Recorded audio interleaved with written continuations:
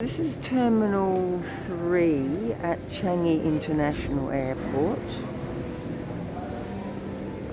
I found myself a mother and baby rest and changing room or whatever down in the other place where I was able to have a bit of quiet time and put my head down. And again, that was in Terminal 2.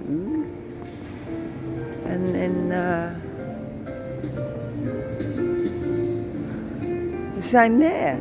I got there at about, 10:30 last night, and it's 3 o'clock in the morning now. I've woken up 3 times and I can't be bothered anymore, so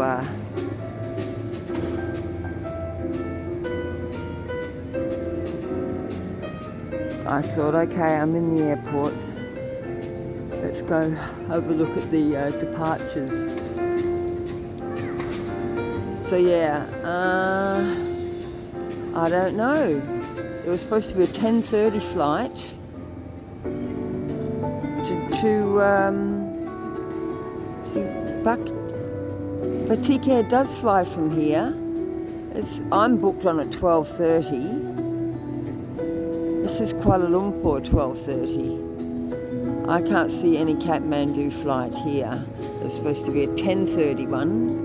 It just says Kuala Lumpur and a 10:30 and a 12:30. They both say Kuala Lumpur. They're supposed to be Kathmandu. So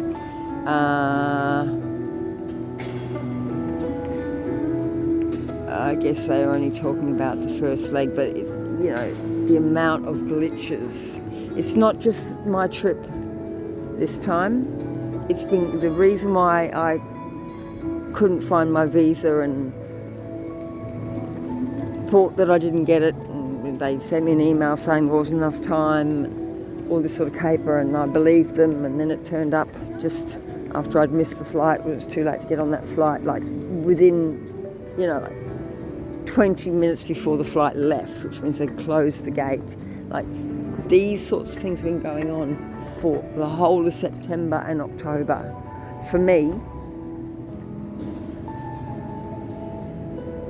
yeah, see, 10:30, that's the one I tried to get on, $193, but I didn't have any money because I spent all my money on $165 trying to connect with my Silk Air flight that I couldn't get on yesterday.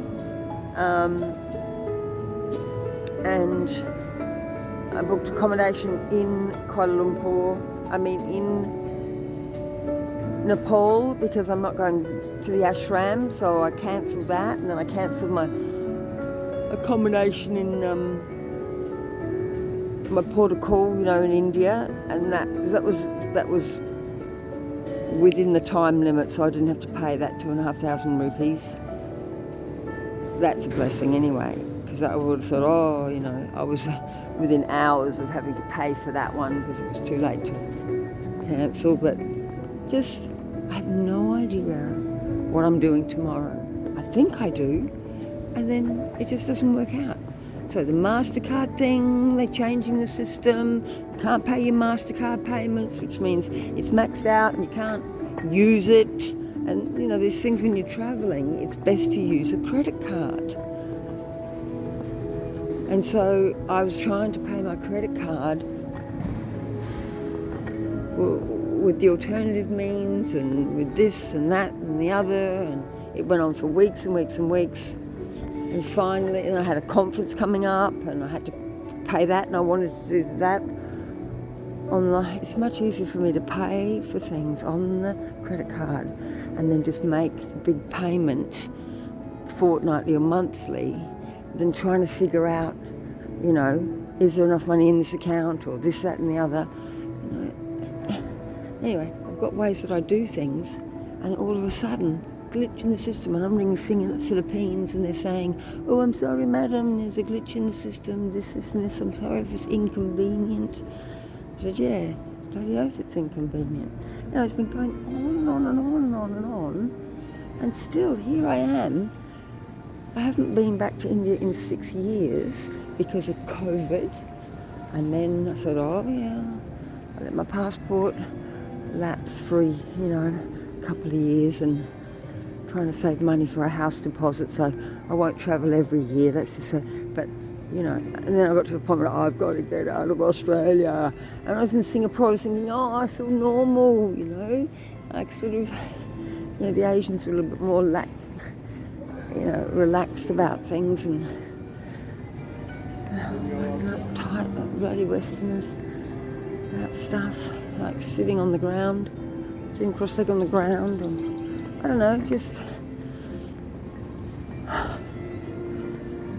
so anyway, that's departure. That's where I want to go. I've been in Singapore for 2 days, hanging at the airport, and I'm over it. And I want to get to this booking that I've made for a week.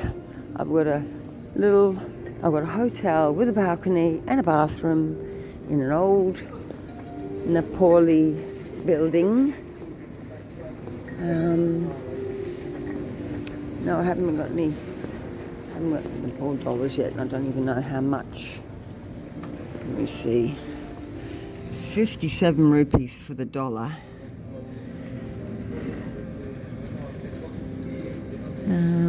They haven't got it up on the board there.